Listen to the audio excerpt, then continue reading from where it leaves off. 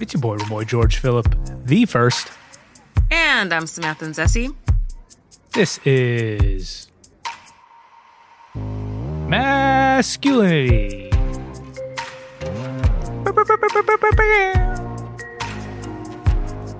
The show that investigates the performance of masculinity in the world today, and you know we spell it with a hard K. So, Samantha. Yes, Remoy? Did you end up watching True Detective? Oh my God, no. But I saw it and I was like, shit, I need to watch True Detective so I can report back on the podcast. Yeah, you just know how to break Remoy's heart and not follow through with your promise. You know, that's fine. Podcast listeners, audiences love that. You got me. I feel guilty now. Okay, but no spoilers. Actually, it's a total spoilers. Okay, well. But let's just say when women seek revenge, It's just fucking amazing on HBO. That's all I'm going to say. That's like sexist, but still nice, so I'll take it. Well, blame HBO because that's what they did. That's fair. Okay, well, today we're not talking about TV, but we are talking with a very special guest. Everybody, welcome, host of the Let's Talk Bruh podcast, Jeremy Hurt. Thank you for coming here. What's good, everybody? Appreciate y'all having me. Glad to be here on the MASKulinity podcast. Yeah, Jeremy, thank you for being here. But first, you're in Chicago. You're a Bulls fan, so I'm sure you're used to winning a lot of things in life. Is that correct? About 20-something years ago, but yeah, we can go with that. Well, let's bring it to the current. Let's see if you can win this one question game we got. All right, Jeremy, just tell us, what are we talking about on the show today? We're talking about community, the importance of community, a little bit of the LTB story, the journey, and a little bit of some current events and news. I think that covers it. I hope I got the question right. Well, we'll see if Jeremy won or lost. That's coming up right after this break. Curious about next-gen men? We're a small part of a much larger movement to undefine masculinity for a brighter future. Our mission is clear: empower the next generation to use their curiosity, empathy, and courage to build a more equitable world. Join the Next Gen Men community as we learn and unlearn together. We're here to support boys and men to break free from limiting stereotypes. We're not just an organization, we're a catalyst for reimagining masculinity and fostering inclusivity. We're here to help open up possibilities for what men and boys can be. Explore the world of Next Gen Men at nextgenmen.ca and join the community to make a difference. Next Gen Men, shaping tomorrow's leaders one step at a time. Join us and help undefine masculinity and empower the next generation of men to lead with empathy and courage. Welcome back. Yeah, so our guest today is host of Let's Talk Bruh podcast. It's a podcast on Black masculinity, Jeremy Hurt. Did I pronounce that correctly? That's exactly right. Yep, silent E. Silent E on that. Dog. Well, Jeremy, thank you for being here. I appreciate it. Glad to connect. Thanks for the invite. Looking forward to getting into it. Yeah, we are very glad that you're here. And we're actually just on the heels of our music series. God, I love music so much. I know so much about it now, at least now. He's lying. Oh, yeah, maybe now. Okay. So it was really eye-opening to look at how masculinity with a hard K shows up in hip-hop. And one of the things that came up was community. Yeah, it was cool. Like, you walked us through, and like interesting to see how like commercialization and no surprise capitalism kind of shifted the trajectory away from, community, right? Yeah. So it felt really, really natural for us to spend a little bit of time talking about community, right? And so we're going to get into a story in a second here, a little news story for you guys. But first, let's talk about something that community is a key value of. Now, I'd like both of you to take a guess at what that might be. A key value? Okay, yeah. You I'll go first. I'll set the example. Yeah, it takes a community to raise a Remoy, Like, you can't have a Remoy without a village or a community. Is that the answer, Jeremy? That is such a good guess because you always make it about you. But I'm actually talking about matriarchy. Oh. Okay. Yes. And happy International Women's Month, by the way, everybody. Yay. But on the other side of that, what do you guys first think of when you think of patriarchy? I'm gonna let Jeremy Loaded take question. this one. Yeah, the first thing that comes to mind is it's a prison. It's a that's the first word that comes to mind if we're doing like a word association. Ooh, Patriarchy good is a answer, prison. dog. Yeah, I'm keeping the alliteration on point. Patriarchy is a nice. prison. We got a fellow literati member here, so yeah. And then to add on that, prison especially for dudes who get stuck in this kind of hamster wheel or prison of power and performance, like we always talk about, I guess. Okay. So I appreciate these thoughtful, very connected answers. But okay, so now That's what for do being you like think you got of? it so wrong. But that's right. Right. I mean, I don't think no, I think, y'all are dudes. You could tell me. So now what do you think of when you think of matriarchy? Yeah. I feel like I think it's not an official structure that we have in the United States, but I feel like in Black families there's often a matriarchy, like in terms of like the grandma holding it down and kind of being like the person everybody goes to. But I probably personally don't know of. I know that matriarchy exists in other countries, specifically Africa, as far as the continent, but I don't know, specific details. So I'm interested to see what you got for us on that end. Yeah.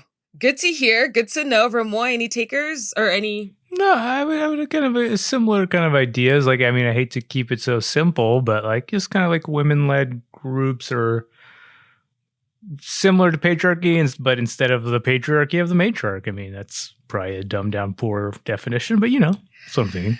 All right. Well, thank you for your answers. I am not going to bless you with my own thoughts on what matriarchy and patriarchy are. Instead, I'm going to go straight to Merriam-Webster, which defines patriarchy as a social organization marked by the supremacy of the father in the clan or family, the legal dependence of wives and children, and the reckoning of descent and inheritance in the male line. Now, that is definition A. Definition B is control by men of a disproportionately large share of power. Now, conversely, matriarchy is defined as a group or state governed by a matriarch or a system of social organization in which descent and inheritance are traced through the female line. So off the bat, right, what are the differences that stand out to you between these two definitions?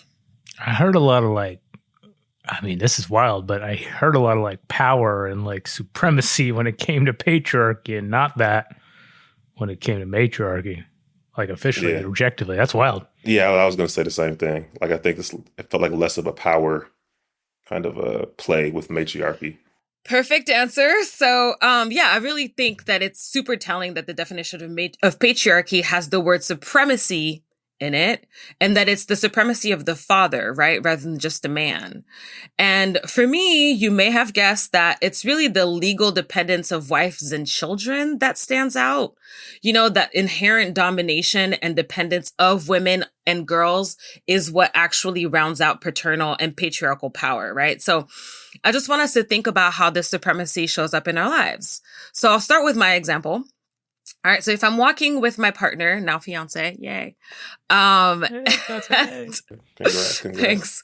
And so we come across a man, right? There's a 50% chance, and I'll actually even say 65% chance that he won't even acknowledge my presence. He'll say hi to Adam, maybe do a head nod, and then just keep it pushing. I'm literally not even there. So that is my example of how patriarchy shows up for me on a pretty regular basis. What about you? I think it shows up at work sometimes. Not necessarily my specific current work situation, but I was in a situation maybe some years ago where I probably assumed that the man was the leader on the team because he was an older man. And so as we got deeper into the work arrangement, I was just oh, wait, no, she's holding it down. I just assumed older man but she was a younger woman. So it was just okay, putting me on my patriarchy a little bit. So yeah, that's just assuming things that, don't necessarily have to be assumed, Yeah, mine's a little different, but kind of also similar to yours, Samantha. So Jeremy, I live in New York now, but I'm originally from Texas. So kind of very conservative South.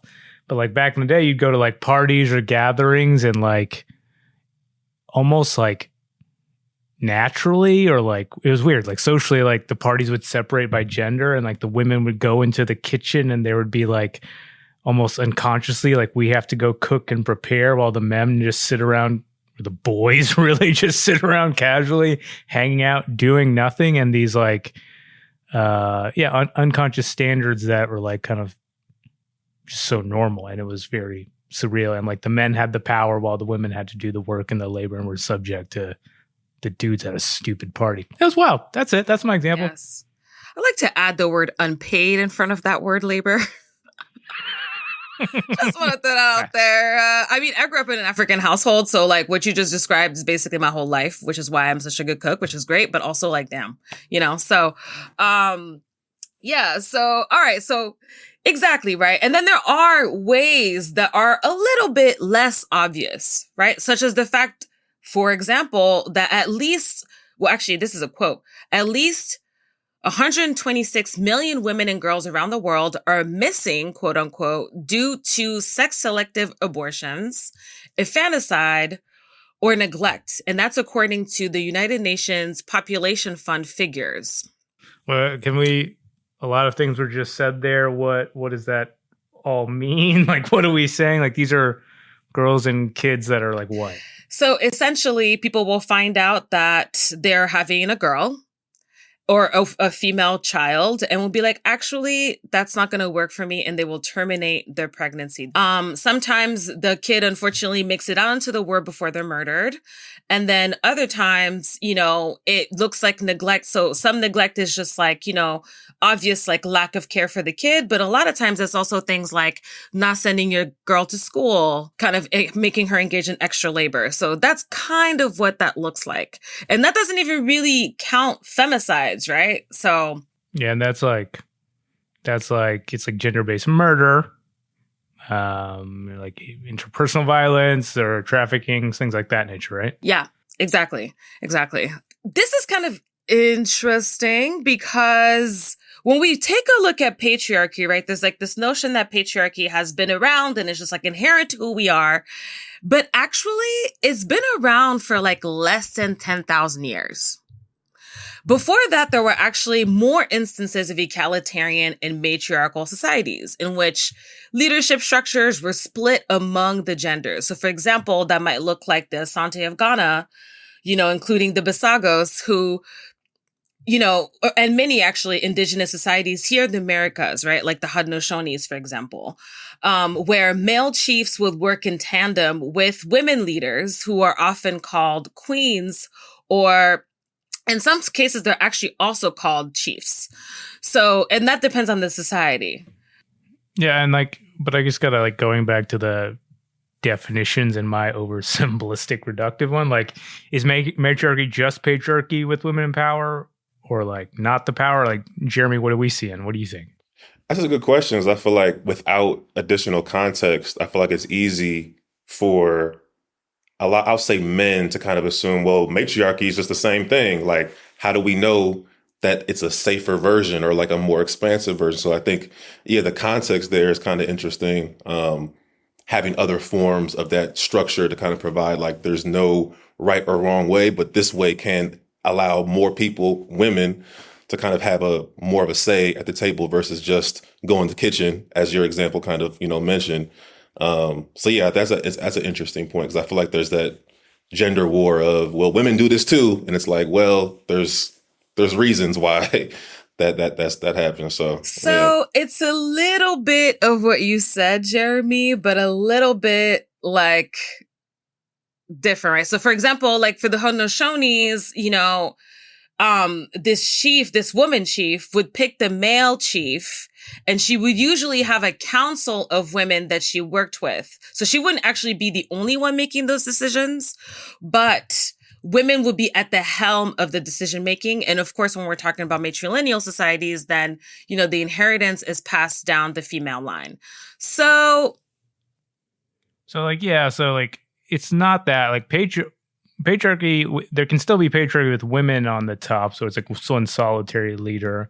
When we're talking about matriarchy, it can look a little bit more expansive, where it's a group, again, maybe more fleshing out to like an egalitarian society in a way. Facts. So, and I think it's worth mentioning that there are still hunter-gatherer societies in the present day, such as, for example, the Indonemies. Indonemies, I hope I'm pronouncing that right, near India, off some islands off of India, and the Batek near Malaysia, where women and men, of course, again, we're kind of speaking in binary terms here, so y'all will have to excuse us because that's the information that we have access to. But as per like that society, they're actually responsible for taking care of the family and community needs, right? So they have equally valuable roles. So in both matriarchal and egalitarian systems, power is not defined along a gender line like it is in patriarchy.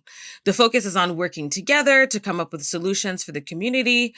And I think we'll need to talk about this in a little bit more detail for like a really full episode, really delving into it. But I just thought it was an interesting fact that a lot of people are just not familiar with. And they do just kind of equate matriarchy to being patriarchy women at the top. And it's like, patriarchy women at the top is still patriarchy, you know? Yeah, that's interesting. Yeah. I'm wondering, like, Jeremy, like you've like done a lot of you've done podcasts and other conversations like professionally. Like, when it comes to like comedian stuff, has this ever come up between like patriarchy or like matriarchy in this kind of way and leadership?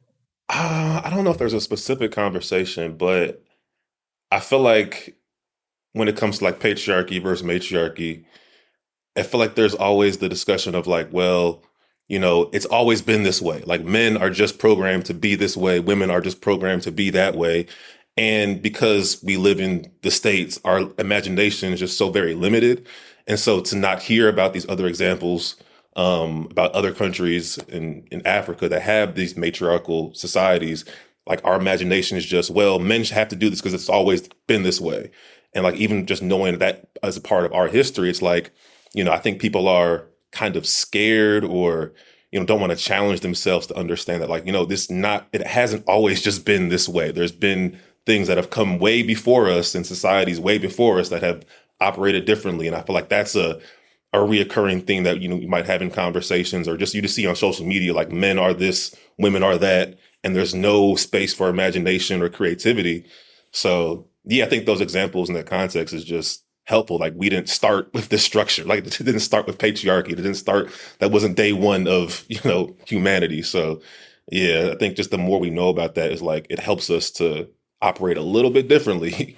Yeah, I think there's some, you said it really well. Like, I mean, it's such default thinking to think that the default is like patriarchy or these very strict like gender codes. And that's like what we're fighting against constantly, both in ourselves and in society at large. But like when we get to have like evidence of both in the past, but also like as Samantha pointed out, like now it still exists. That's kind of exciting and kind of going to open up that imaginary a little bit. So that's dope. Yes. And I hope we talk about it more. I think one of the things that, you know, before we get to this next news story the thing that's the most surprising to me is like hearing that hunter-gatherer societies actually had more like egalitarian roles, because I feel like that is the number one thing that people will always use in terms of, especially when it comes to like biology between men and women, and everybody in between, right? Is like, this notion that like, you know, dude was out there getting the bacon, getting that bison or getting the mammoth or whatever it was, you know what I mean? And like women were just like in the back, like, you know what I mean? Like, and it's just like, that is not actually what was happening. Like women were also out there doing their like foraging, finding things, like they were out there, you know what I mean? Like not just like in the home. And shout out to the Haudenosaunee, like they actually had like so many great systems to like keep this like sort of like egalitarian power up, but they also had like really, really great accountability structures. So I'm really excited to talk about that in a later episode. But anyway, so one of the ways that community comes together is for the kids, right? Community coming together to make things better for the children. So have either of you heard of donuts with dads or even muffins with moms? I think so. Yeah, I can't say I have, no. Can you tell us what you know about this, Jeremy? Not a lot. I mean, isn't it like a school program where maybe it's self-explanatory? Dads eat kids, eat donuts with kids. They don't eat kids. That's a twist. That's a different patriarchal structure. Yeah, that'd be kind of wild. Nah, maybe somewhere that happens, but isn't like a kind of a program to kind of just have more like connections between like male figures in the school. I feel like I've seen something like, or something similar. I don't know if it's the same thing you're talking about, but Yeah, I mean, I think you pretty much got it. It's basically kind of like, like a program that schools have, right, that get dads more involved with the school, right? So it's intended for dads, but, some parental figure that, is caregiving will like show up for the kid, and they'll have like, a donut moment for like half an hour during the school day. Yeah, I could see why that's important. I know I would have liked it personally, but for a lot of kids, the person who plays that dad role isn't necessarily their dad, right? So there have been some communities of parents who kind of have taken an issue with the title because it can make some kids feel left out. Yeah, single mom kid here, so if that would have been my experience, I would have gotten real emo about it, remo about it, like I sometimes can do. So, I can understand how that can be a challenge for a good portion of families and children, especially. Yeah. I'm like, how do we like tweak that or twerk that, right? Like, can we make it for like all like donuts with dudes? Exactly. Donuts with grown-ups, Exactly. Donuts with dudes, breakfast with buddies, Churros with the kiddos? Has there been backlash to that, like donuts with dads? Has there been like people responding and saying like this isn't inclusive to people who don't have fathers in their life? Is that like a yes, actually. And these names are from, like a parent who wrote in and was like, not everybody has a dad. And I went with my niece and she felt like we usually have a really good time together. But she looked around and noticed that she was the only person who was there with her aunt and not with her father. And she was really upset, So, some of the names that this person sent in was like pancakes with pals, like snack attack with the wolf pack. Like whatever. And mainly why this matters is that lack of inclusivity for kids of like different guardian types and different caregivers that they might have or family structures that they might be living within, can really cause a lot of like mental and behavioral issues in those kids, right? It reinforces a nuclear family as the acceptable norm, which can be super patriarchal, right?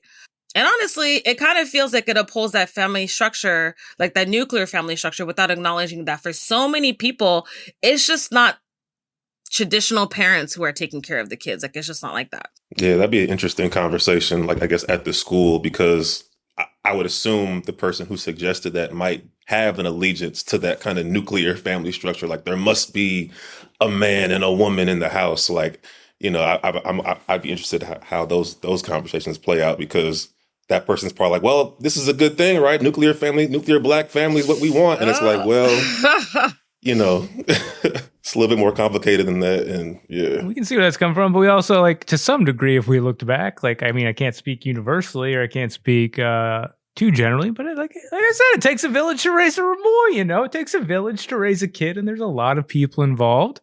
And I don't know if you guys have seen, but like there's like recent studies that come out and documentation coming out, like the nuclear family worked for like 10 years within the history of the world, specifically like in the post 1950s America. Like it was like a decade where the nuclear family worked, and then divorce rates just started skyrocketing, right? So this like notion of the nuclear family is more a notion than it is like objective and real. And I think it kind of connects back to this patriarchal model. And as we're talking about it now, it's like we're looking at more expansive ways, and it takes like some of the pressure off, right? To be so strict and formal in these ways that could hurt individuals, not only parents, adults, caregivers, but also the kids. And I think that's maybe the most important. I think even if you do grow up in a 2-parent house, you always have an uncle and auntie helping out. Like it's never just like 2 people holding it down for these kids always. I think we kind of forget about that. Like, it's just 2 parents who are raising the kids. Like, no, it's never been that. Yeah. Just that. I don't know. I'm also like thinking about how, a lot of times like people will, obviously here we're all people of color and stuff. And I feel like people will say like, oh, it's only like in communities of color that happens. And it's like, if you look at like the history of like white folk just in this country, we know for a fact that's not true, So it's like, I don't know. It's just like sometimes I feel like we hang on to, well, not sometimes, a lot of times I feel like we hang on to these like picture perfect ideals of what we were supposed to be. And that is 100% not the case. So I just think universally speaking, Again, it comes back to these ideas that we think are so default and like real, but really there's part of like a grander socialization that we live in, especially here. Facts. Yeah, and this is interesting. I'm glad that you are mentioning that, Remoy, because one thing that I do want to do is have like just a little bit of a deeper dive at this conversation around community with our new friend Jeremy. Oh, okay. So what up? You two are going to take it from here. I'm going to step away from the village, and I'm going to let you two take it and go deeper on this one. So after the break, Jeremy and Samantha will go deeper on what community can mean and Jeremy's experience with evolution and masculinity. Stay tuned.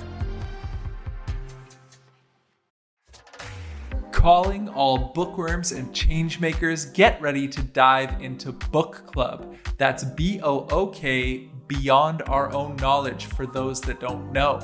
Explore a world of captivating reads that explore diversity, foster empathy, and spark personal and professional growth. Join a vibrant community of readers with over 650 male leaders to date. Engage in thought-provoking discussions and expand your horizons. It's not just a book club, it's a journey towards a more inclusive future. Visit bookclubformen.com today and start your reading adventure with purpose. Book Club, where pages turn to progress and readership to leadership. Join the club and let's read for change. Welcome back. I am here with Jeremy Hurt of the podcast Let's Talk Bruh, which just had its last episode recently. I'm sad to see it go, I'll be honest. Like, you provided a lot of really interesting conversation that I really resonated with. So thank you and welcome. Thank you. I appreciate it. I definitely appreciate that. Glad to be here. Awesome. Thank you for being here. So first, I just want to start with like the inspiration behind Let's Talk Bruh. What inspired the show? I think for me, started in 2018 with me and my really good friend Kier, but really started in 2017. Just kind of being a fly on the wall, on the social media wall, but also like in-person conversations. I think around that time, those conversations were starting to shift publicly around masculinity. The Me Too movement was kind of at its height around that time. Every other day there was a men are trash trending topic. That was like the peak of that era. And I think for me, kind of sitting back and watching and having my own kind of personal transformation of, some of these things about masculinity just don't fit anymore. I don't agree with it. They never really fit, but really having that moment of, okay, I want to change the way that I'm showing up, being called out by homegirls of mine, being called out in dating situations. And then kind of as that's happening, seeing the conversation start to shift on the time, like, I can't just, as a man, as a straight Black man, just deny this anymore. Like, so for me, it was like, what is our response? Like, how are we processing these things? So that's kind of where the podcast idea came from, like, kind of seeing a need for it, seeing a void for it at the time. So I just hit one of my best friends up, Kier. I was like, yo, you want to do this with me? He's like, yeah, let's do it. Because we had been kind of having similar conversations off mic, being roommates for a year, going to Hampton together and just like having similar kind of conversations around like manhood and things just not really like just seeing what's not working, seeing the pieces of patriarchy, I guess you could say, that are just broken, have always been broken. And, as the combos outside of our bubble shift, it's like, okay, how are we processing this and what do we feel about it? Like, what's the Black male response, I guess you could say, to these things? So it was really responding to what's happening in culture, but also like our personal lives. So that's kind of the genesis of the podcast, and started in 2018 and we kind of rolled from there. And like you said, we just wrapped it up last month or this month. I don't know the time. Time is weird, but it's been about a 5.5, 6 year journey. That's crazy. Wild.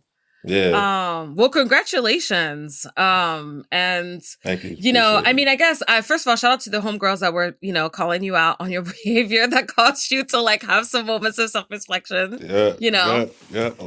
A few of those. Yeah. It's all about those friends telling you the truth. So that's awesome. And so you mentioned your roommate. whom you were having these conversations with. And I wonder, I mean, we're talking about community here. I know that Let's Talk Bro has had conversations where you've invited community members out to like chop it up, talk about things, Black masculinity. So I wonder if you know, in your larger community before you started the show, outside of your roommate, were like, did you find people that you like that resonated with this conversation in your personal life? Or did you find that you had to kind of like go outside of the norm of your regular community to find people that resonate with it?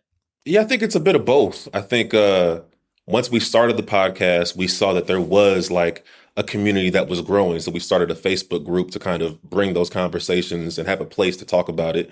As far as personal life, I think it's kind of a mixed bag a little bit. Like, you know, some friends, it was more of like a little more combative, like going back and forth, which is another reason why I started the podcast. Some friends maybe a little bit interested, but maybe just feeling like maybe insecure about how to really handle this because we all have our own just personal stuff that we're working through. And like the podcast, it is very personal. Like we're bringing our personal stuff to the podcast. And, you know, I think there can be just various stages that people are at in terms of whether or not this is going to resonate with you. You have to be really introspective to a degree and be willing to kind of go there because, you know, we're really talking about the core of our identity, the core of our existence. So it's not, I think we did a pretty good job of making some things light, but the essence of it is not very light. Like talking about patriarchy is not a light topic. So you need even my dad on the final episode, kind of, you know, kind of seeing his evolution and kind of his growth and kind of seeing things that he is no longer subscribing to as far as mental health and just, you know, manhood in general. So, you know, I think in some ways we might have maybe been a little bit ahead of our inner circle, but I think the community kind of showed that there were so many more Black men on a similar path or just wanted to be doing things a different way and kind of wanting to break outside of the norm of this kind of patriarchal masculinity. But a lot of us just didn't really have spaces for that. And I think there's always been men's spaces, but so many of them still just reinforce the same things. So that's like another thing where it's like, yes, we have spaces, but how many of them are just kind of doubling down on what's not working? So yeah, a little bit of a mixed bag. I think over time, I can definitely say that from the beginning to the end, more and more friends would reach out in subtle ways too. And it wasn't always in the most overt way. It'd be like subtle ways of like, yo, like, thank you for doing that type of thing. It was, you know, so just seeing that it has resonated and, you know, that was big for me because, you know, these topics can kind of be isolated. Like if you want to disregard patriarchy, it's not like you're inviting people into it. Like there's another piece of the conversation with men's spaces where, you know, people are a little bit more immediately gravitated to it. Like if you're saying we're denouncing patriarchy, it can be like, whoa, like this is everything we've been taught. So I can see like maybe when we started, it's, you know, it's kind of like, you know, what y'all on over here? Like what y'all mean we not rocking with this? So, you know, I think over time I've been able to like just realize everybody's at a different place in their journey. Everybody's at a different place in their unlearning. So I think, yeah, the community aspect was just vital for the podcast, but just for me in general, like we are not alone in this. So yeah, the community piece was, you know, vital to the journey of LTB. Yeah, actually, that is like a really, really good point because I want to talk to you about that. And before we get there, actually, you know, community is not something that's considered inherently masculine, right? Like, I feel like kind of living in this patriarchal society, sometimes the importance of community really tends to get overshadowed by capitalist values like individualism, productivity, right? And so I think we talked about this a little bit offline, but your professional background is in corporate marketing, right? Like before this enlightenment, so to speak. If you want to call it that, I'm still figuring out my career background, corporate marketing, communications. Right. It's a journey. It's a journey. Okay, cool. Yes. So I want to understand, like, so as you kind of started to have more of these conversations, think about this for yourself. Like, how did you reconcile that learning? Like, how did that learning impact your work life and your work self? I don't know. I'm pretty good at compartmentalizing. So I think for me, it was like, I love this podcast. I love this work. I'm going to do it. And I'm no longer in that corporate environment, but it was like, I need to, this LTB work is my passion. It's what I want to be doing for this period of time. And the other side was just like, like many of us, I got to do this to get the bills done, get the bills paid. Like, I'm kind of compartmentalizing a little bit of my identities, and the podcast helped to like be more expansive and kind of have a different way of operating versus the corporate side, which is very much like, not shut up and do your work, but essentially like that's capitalism and patriarchy and corporate America in a nutshell. So I think it came at a perfect time for me. So I didn't necessarily have to just go to my job, come home, do that rat race thing. I had this other project that I was pursuing, which is like actually made the 9 to 5 a lot easier, like to just pour into something else. Like for me, the compartmentalization was this corporate world is not really real. Like it's this fake thing that I know I have to do to pay the bills, but like this other work is real, it's sustaining, and it pours back into me versus the other work which just drains me. So it really helped, even though it was like, and still up until the end was like 2 jobs essentially, the full-time podcast and a full-time job. But I think it helped balance just all the BS of what corporate America throws at you. So I think for me, like I needed that. Like, I feel like that's brilliant because it's like, the importance of community, of course, as you mentioned, super, super, super helpful in that, of course. And I wonder, as you had these conversations throughout Let's Talk Bruh, obviously community is like a huge aspect of things versus kind of like that individualistic, like must be a provider state of mind. And I wonder if like there were other things that you started to see. I mean, I'm sure there were. Like, what were some of the other things that you started to see that were kind of inherent to the way that, maybe you and like folks that you were around had been living your lives as men that you started to have to like challenge throughout your community? Yeah, there's definitely not one thing. It's like everything. I think that's the hard part. It's like, once you start going down the rabbit hole, because our first episode was kind of asking the question to ourselves and also our dads and our best friend, like, what does it mean to be a man? Like, how do we actually define it for ourselves? And, man, woman is still very much a binary, but, for the purpose of the discussion was like, like, what does it mean to you, Kier, my co-host? What does it mean to you, Dad? What does it mean to you, Jamie, my best friend, about what it means to be a man? Like, how do we just start breaking it down, what it means for ourselves outside of these structures? And I think from there, it's like really a rabbit hole of how deep you want to get into it. Like, okay, so then what does it mean for me to be a boyfriend? What does it mean for me to be a best friend? How can we show up differently in these spaces if we're defining it for ourselves and not just saying, okay, to be a boyfriend, to be a husband, to be a partner, it means you must do this, this, and that. And I think I'm really grateful for my dad because he was never like the super patriarchal dude. Like he always showed up to my mom as an equal partner in whatever way that looked like. And so for me, I never had patriarchy still, whipping my ass in this aspect. Like, to be a man means the provider, protector. I'm still working through that. But I think having that example was like, okay, I know that my dad isn't perfect, but he's a damn good man who doesn't subscribe to these rigid notions. So I think there's no one thing to answer your question. It's really everything. And I think that's the overwhelming piece of it. Like, once you start that rabbit hole, it's like once you start to see all of it crumble, it's hard to go back. And so I think seeing that there's another side of it, like, oh, I can embrace my softness and my hardness too. I don't have to leave that piece of me. I don't have to just discard, like, if I want to wear some baggy clothes and like embrace that hardness, I can do that. If I can want to cry and embrace something considered soft, I can do that as well.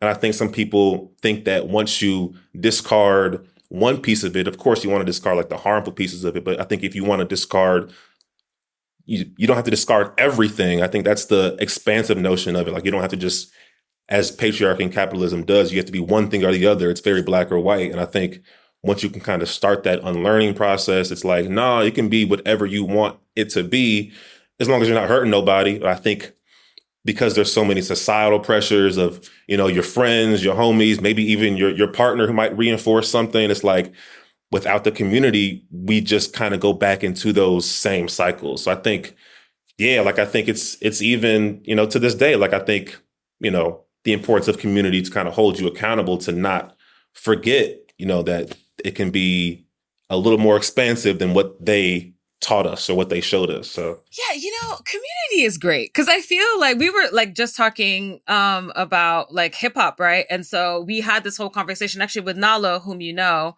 it's my about homie.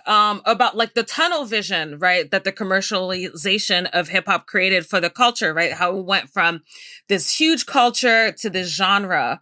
And so community allows us to kind of keep that expansion, right? Keep those different facets rather than having to deal with those prescriptions.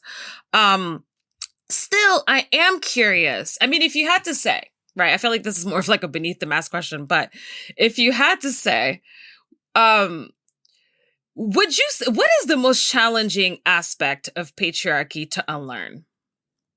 I think it's so fundamental. It's like that whoever you are, but if we're talking to Black men, you are really enough just the way you are. Like, you don't have to be the biggest, baddest dude. You don't have to get the most money. Like, you inherently have value, because I think if you can really believe that and do whatever you need to do to, embody that, whether it's affirmations, whether it's community, like if you can start at that as a baseline, to me, that's the hardest part, because at every turn, patriarchy and capitalism tells you you're not enough and you have to obtain these really unreachable things, which is why I like the other side, like of the manosphere, is so easy to get sucked into. Because if you don't do this, you're every name in the book. If you don't do this, like, we don't mess with you.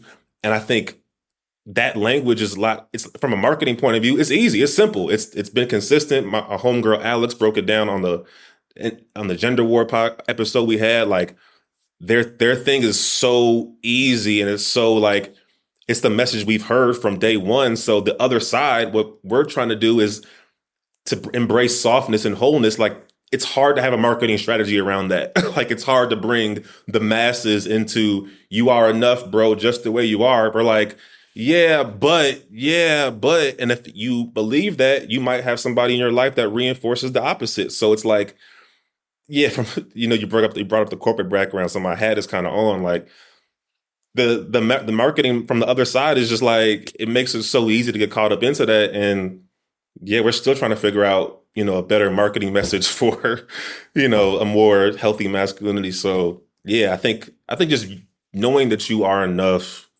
just the way you are, and if you could start there, it's like you can kind of walk with a little bit more confidence versus, I have to obtain these things to then get to that verse. Like, no, you already got it right now. It's just believe it and get support from it. I mean, yeah, I feel like, you bring up a really great point about how capitalism focuses on lack, right? It highlights a lack that is either perceived or real, and then just basically amplifies it to the point where you become obsessed with this person that you are not, right? Forgetting the person that you are. On the topic of gender wars, I was debating whether or not I wanted to ask you about this today, because I just listened to your episode about that. Let's do it. And I was like, do you really actually believe that there's a gender war? I mean, it's like a little bit tongue in cheek with the title, but to a degree. But a lot of people do, though. Yeah. Yeah, I think to a degree, yes, but it's maybe not what people really. I think the gender war is something happens on social media, women respond, men respond, and then we go back and forth with the gender war. And it's like, okay, now the women won today, the men maybe think we won the next day. There's that piece of it. But I think outside of the gender war, it's context is missing, and systems analysis is missing of what patriarchy and privilege and power means. So we just get caught up in the minutia of the everyday examples, which, one day, you could see some very, very harmful stuff that a woman does. And it's yeah, she shouldn't have done that. That was harmful to you, bro. But that doesn't mean that we have equal footing in this patriarchal system, which is the tough part. It's I think sometimes we as men get caught up into that, which rightfully so, rightfully so. And not to say more about the rightfully so. In terms of the blame game. I think there's this, and it's part of the gender war conversation, which we kind of touched on. I think social media and just the ways that these combos have played out, and I'm not even saying this is wrong, but I think sometimes men we'll look at it as like, well, I did have a homegirl who reinforced some stuff, but even in that space, we're not really allowed because as a man, you are the purveyor of patriarchy, which is true. But I don't know if social media gives us the space to really wade in those like, yeah, she hurt you. She was embodying patriarchy. That was wrong. And that's what community is for. But I think outside of that, like if you're just looking at social media on some like, okay, well, how do I process this? It's like, no, you just got to go to your corner. And social media is just not for those conversations. And I think that's the gender war. It's like, well, you might have a really good point, but we don't have the space on the timeline because, you know, women are saying, no, there's a system here, there's a structure here. But if we get caught up in the minutia, it's like, I don't know how to handle this if I just get told you are trash no matter what you are, no matter what you did. And I think we're a little bit out of that space. I think that was like the height of like 2017, 2018, 2019. Like certainly the pandemic for sure. Yeah, like every other day we were having like a conversation about that. But yeah, I don't know. I just don't think social media is built to hold the nuances of these conversations, which I think a lot of men need the community to kind of hold that nuance and hold that space to kind of break down like the very fine lines of like what this stuff all means and provide some like sense to it. So yeah, social media is just it is too much. But what I do appreciate is you confining the term gender war or like that dynamic of gender war to social media, right? Because I think a lot of people don't really. I mean, I'm somebody who's online a lot. And I feel like we went through this pandemic. First of all, social media in general, right? But then we went through this pandemic. We were so intense with it. And there's this notion of like the way that people are interacting on social media is the way that people are interacting out in the world, in real life, with people that they know. And that is 100% not the case, right? And so like really keeping our mind on context is decisive. And especially for, I'm a millennial. Are you a millennial? Yeah, millennial. Yeah. Okay. 90s baby. Yeah. Okay. So 80s. So like, you know, for the folks that are coming after us who have not known a life outside of social media, not known a life outside of like digital, you know, just interaction and all of that. I think it's like really, really important to continue to have these conversations to like remind everybody that the world is not confined to like a screen, and specifically gender is not confined to these very specific like categories, right? That we talk about on set screens. So, anyway, I do appreciate that conversation and I appreciate you for stopping by. For sure. Yeah. Glad to be here. It's good to chop it up with folks on a similar path because there needs to be more of these conversations. Facts. And I feel like, and one question I want to ask you just randomly, like, as you're like in your community, well, you know, you've got grown community around, you know, Let's Talk Bruh and just talking about masculinity and stuff. I feel like sometimes it's hard to remember that there are a lot of people who are just starting to get to this conversation around masculinity and questioning it, you know? So I just want to like get some last thoughts on how you feel like community can help that. Yeah, I think community is important, and that sounds very basic, but I think community reminds you that you're not alone, and patriarchy and capitalism pushes you to isolation. But also I think community is it's a challenge in a way. Like I had a call with some good friends of mine beginning of the year, kind of just like setting our intentions, like what do we want this year to look like and feel like? And all of us as intentional as we have been about creating community with each other, checking back in, being consistent with it, we all still, in a weird way, struggled with like the importance of community. Like we all still get in our heads around like, oh, well, they gonna think I'm a burden, or, you know, this is gonna be too much to bring to the group, or, you know, so even as important, and I think this group of guys that I'm talking about, we're really intentional about it, but it is still so hard. So I think having that experience with other guys lets you know that, yeah, like I'm still struggling with this, like, because as isolated as you can be, it makes you forget pieces of yourself. It makes you forget pieces of who's really there for you. But if you have that kind of group kind of shining that light back on you, it's like, nah, I am reminded by people who I don't have to like rely on myself for everything.